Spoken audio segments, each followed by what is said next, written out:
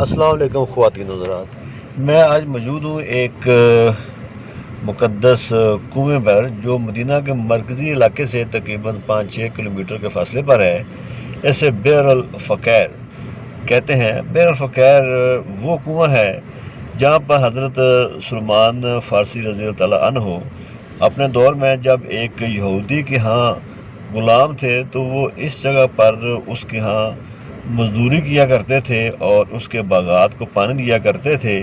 یہ کنواں وہی جگہ ہے جہاں پر حضرت سلمان فارسی اپنے باغات کو یا اس یہودی کے باغ کو پانی دیا کرتے تھے۔ واقعہ کچھ یوں ہے کہ جب حضرت سلمان فارسی رضی اللہ عنہ نے اسلام قبول کیا تو نبی کریم صلی اللہ علیہ وسلم کے دربار میں حاضر ہوئے اور ان سے اسلام قبول کرنے کے بعد ہدایات مانگی۔ تو نبی کریم صلی اللہ علیہ وسلم نے کہا کہ تم نے اسلام قبول کر لیا ہے تو میں تمہیں غلامی سے آزاد کرواتا ہوں، تو اپنے یہودی مالک سے اپنی آزادی کا ذکر کرو اور جو وہ شرائط بتائے تو مجھے بتانا، تو ہم تمہاری آزادی کے لیے بھرپور کوشش کریں گے۔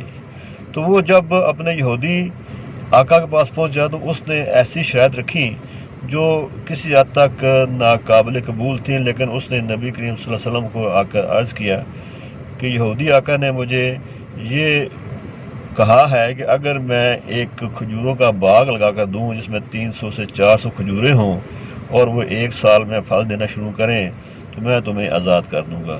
نبی کریم صلی اللہ علیہ وسلم نے اپنے صحابہ کرام سے فرمایا کہ جاؤ کھجوروں کے پودے اکٹھے کرو، اور اس جگہ پر کھدائی کروائی اور 300 یا 400 کھجوروں کے باغ اپنے دستے مبارک سے لگا کر اس کا آغاز کیا، اور اس طرح سے ایک اور شرط تھی کہ 40 اوقیہ سونا بھی وہ اپنے یہودی مالوں کو ادا کرے، جو بعد میں کوئی صحابہ کرام نے اکٹھا کر کے دے دیا۔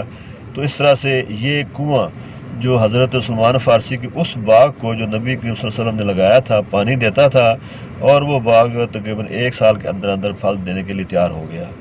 تو اسی یاد میں اسی حوالے سے یہ ایک زیارت ہے جو یہاں مدینہ کے پاس تقریباً 5-6 کلومیٹر کے فاصلے پر موجود ہے۔ یہ زیارت گاہ ہے، اس کا پانی آج بھی بہت مقدس ہے۔ نبی کریم صلی اللہ علیہ وسلم کی طفیل اس کنویں کا پانی جسے بئر الفقیر کہا جاتا ہے بہت ہی صحت افزا، مقدس اور پاکیزہ پانی ہے۔ لوگ یہاں سے پانی بھر کر اپنے لیے، اپنے پیاروں کے لیے ایز اے تبرک کے طور پر لے کر جاتے ہیں، اور یہ جگہ اب بھی موجود ہے۔ آس پاس وہ بڑے باغات اب بھی موجود ہیں۔ نبی کریم صلی اللہ علیہ وسلم ہاتھ کے لگائے ہوئے باغات تو شاید نہ ہوں، لیکن نئے باغ جو اب بھی موجود ہیں اسی کنویں سے اب بھی پانی ان کو جاتا ہے۔ یہ بہت خوبصورت اب اس کو پتھر لگا کر اور محفوظ کر دیا گیا ہے، اور اس کا پانی جو ہے وہ اب بھی کچھ مشینوں سے نکال کر آس پاس جو باغات ہیں ان کو مہیا کیا جاتا ہے۔ یہاں ایک سبیل لگی ہوئی ہے، اور اہل علاقہ نے کچھ چھوٹے مشکیزے وغیرہ مٹی کے برتن بھی یہاں رکھے ہوئے ہیں جو لوگ یہاں پانی بھر کر خرید کر اپنے پیاروں کے لیے یا اپنے گھر لے جاتے ہیں۔ یہ بہت خوبصورت کنواں ہے۔ آس پاس آپ دیکھیں کتنی خوبصورت بجری سے اور بڑے خوبصورت پتھروں سے یہ اب بھی محفوظ ہے، اور سامنے آپ دیکھیں اس کی گہرائی بھی ہے۔ یہ اب بھی پانی اس کا استعمال ہوتا ہے، اور آس پاس جو حضرت سلمان فارسی کے نام سے باغات تھے اب بھی موجود ہیں، وہاں کھجوریں لی جاتی ہیں اور اسی جگہ سے اسے پانی مہیا کیا جاتا ہے۔